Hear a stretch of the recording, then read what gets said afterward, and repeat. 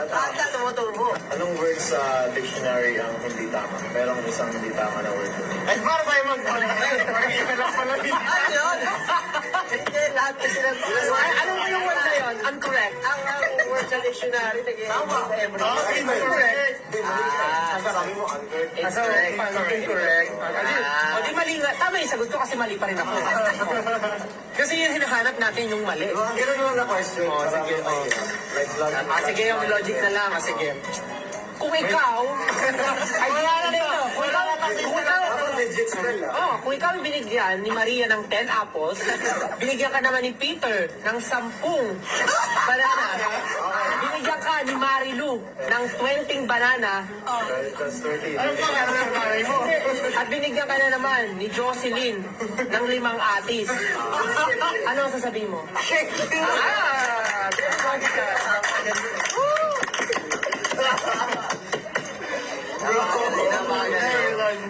Sabi ako eh. Tumutubo na yung muta. Si Mang Jose, meron siyang anak. Ano pa nga? 5. Lima, ang dami naman. Kayo nga, ilan eh. Nagreklamo ba kami?